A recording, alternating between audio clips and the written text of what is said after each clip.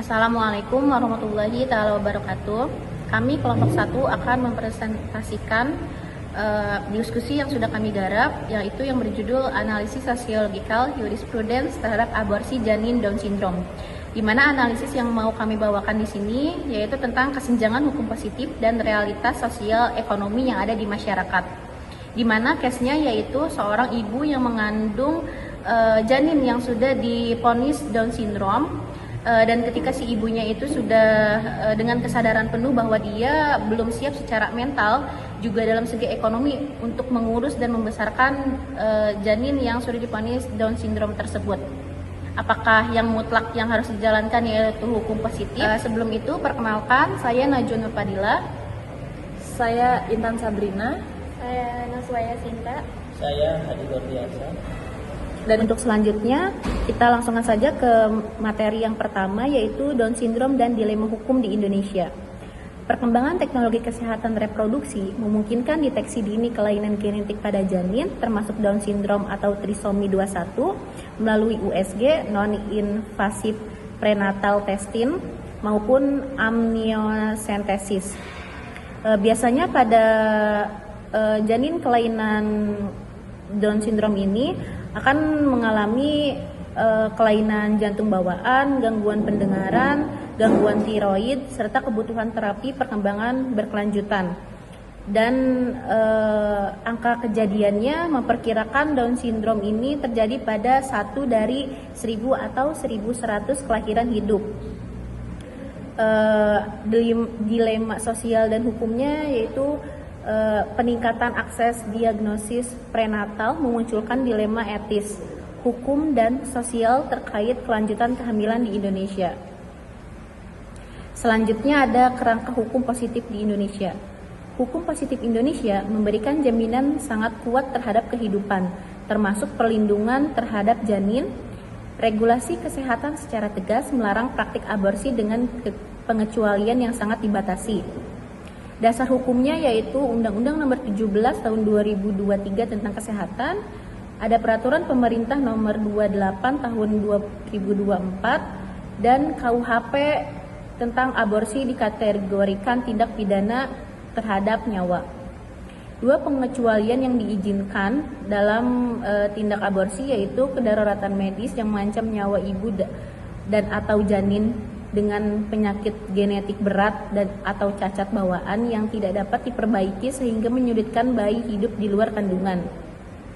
Dan yang kedua yaitu kehamilan akibat tindak pidana kekerasan seksual. Di sini yang digarisbawahi adalah Down Syndrome itu sendiri secara medis dianggap memiliki harapan hidup hingga usia dewasa sehingga tidak diklasifikasikan sebagai kedaruratan medis letal yang melegalkan untuk diaborsi. Baik, selanjutnya di sini ada kesenjangan tajam di Solon dan di Said. Yang seharusnya terjadi itu janin Down Syndrome wajib dipertahankan, tapi yang sebenarnya terjadi malah menimbulkan beban finansial seperti perlu biaya perawatan medis berkelanjutan, terapi wicara, terapi motorik, serta pendidikan khusus, lalu ketidaksiapan mental seperti kesiapan dan stabilitas mental orang tua yang luar biasa, pasangan di bawah garis kemiskinan ekstrim menghadapi resiko depresi berat dan ketidakmampuan psikologis. Dan di sini ada juga risiko masalah sosial baru seperti memaksakan kehamilan dalam kondisi ketidakmampuan absolut, berisiko melahirkan penelantaran anak, memburuknya kesehatan mental orang tua hingga mendalamnya kemiskinan struktural. Lalu menurut para ahli, Roskilde yaitu hukum sebagai law as a tool of social engineering seharusnya menyeimbangkan berbagai kepentingan dan meminimalisasi penderitaan sosial. Lalu menurut Eugene Ehrlich, yaitu pusat gravitasi hukum bukan pada pasal-pasal parlemen, melainkan pada living law, hukum yang hidup dalam dinamika masyarakat. Dan terakhir menurut Mokhtar Kusuma Atmaja, yaitu mengadaptasi konsep PAUD dalam tata hukum nasional Indonesia sebagai sarana pembaruan masyarakat dan rekayasa sosial. Sociological jurisprudence pisau analisis yang relevan. Lalu di sini ada analisis keputusan orang tua dalam perspektif sociological jurisprudence, yang dimana menurut Raskupon ini, keputusan orang tua yang menghendaki terminasi kehamilan atau aborsi itu atau penghilangan kehamilan tidak semata-mata dipandang sebagai pelanggaran norma hukum. Keputusan tersebut harus dianalisis dalam konteks sosial yang latar belakanginya. Ada 3 kepentingan yang saling berhadapan. Yang pertama, kepentingan negara, yaitu negara wajib atau harus melindungi hak hidup janin. Yang kedua, ada kepentingan penyandang disabilitas, di mana negara itu harus tetap mengakui, tetap memberi perlindungan kepada orang-orang yang penyandang disabilitas. Yang ketiga, ada kepentingan orang tua, yaitu menghadapi keterbatasan ekonomi dan psikologis.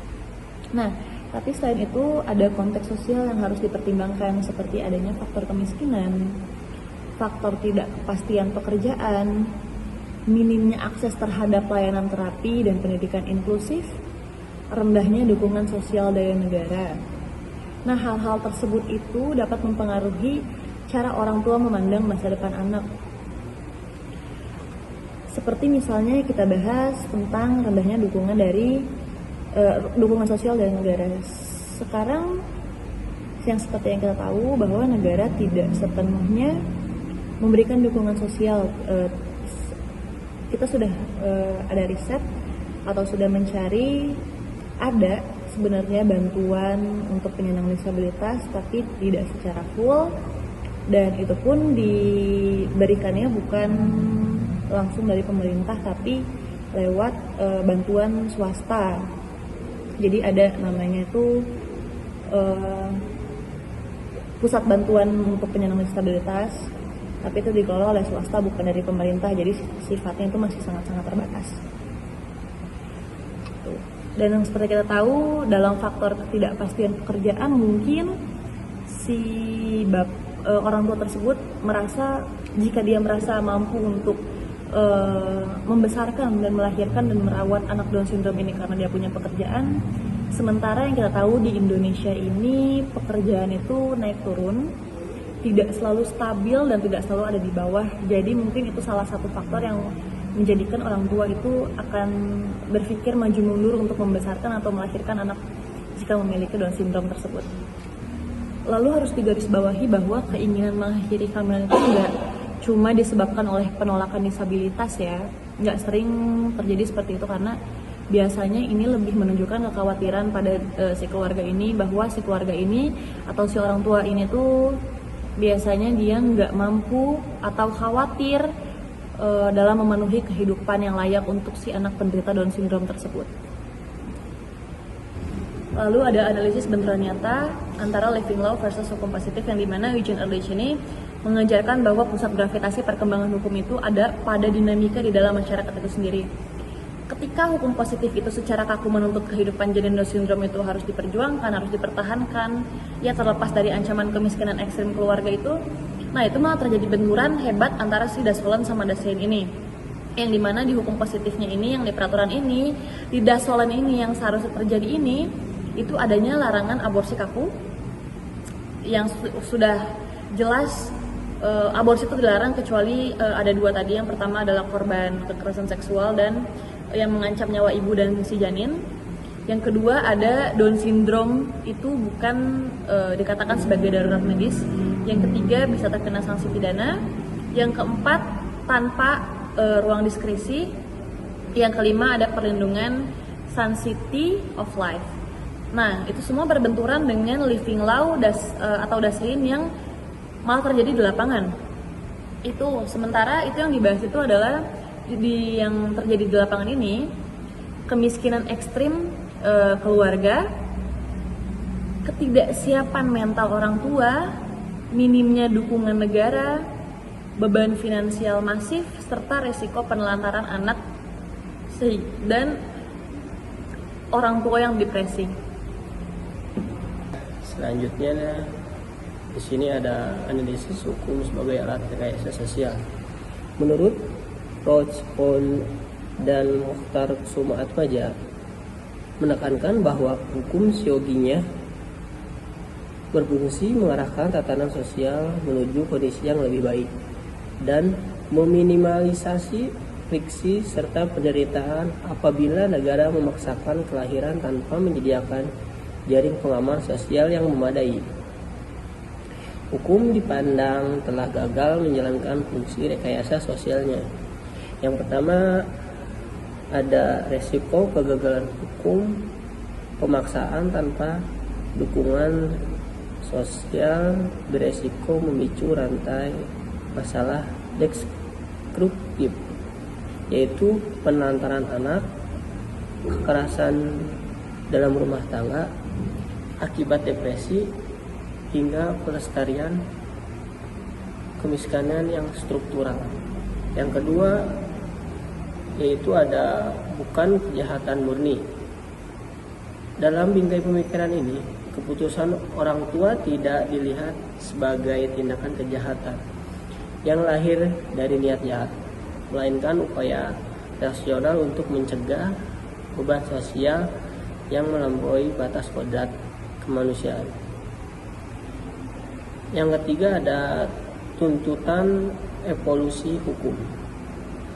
Menurut sosiologi hukum, menuntut aturan kesehatan berevolusi menjadi instrumen yang lebih responsif dan empatik, membuka ruang diskresi yang ketat terukur agar hukum tidak menjadi instrumen penindas. Kesimpulan dari referensi menuju perlindungan. Penerapan hukum positif terkait larangan terminasi kehamilan pada janin dengan indikasi Down syndrome tidak boleh dipisahkan dari realitas sosiologis yang membelenggu di masyarakat. Memaksakan berlakunya hukum tanpa jaring pengaman sosial justru menandakan kegagalan hukum dalam menjalankan fungsinya.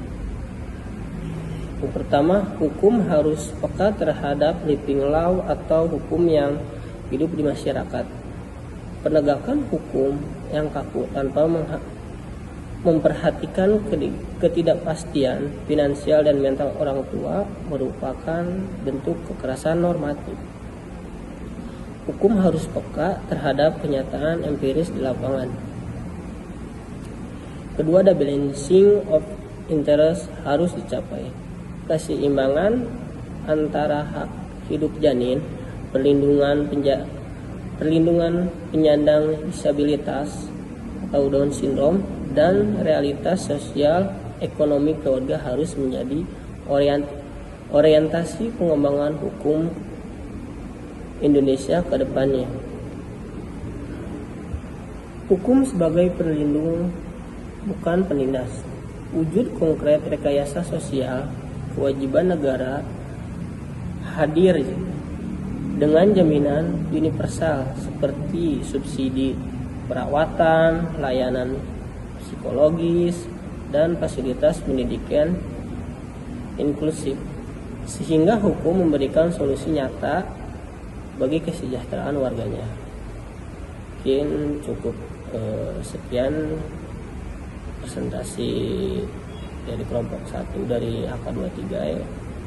Kurang lebihnya mohon maaf. Billahi taufiq wal hidayah. Wassalamualaikum warahmatullahi wabarakatuh.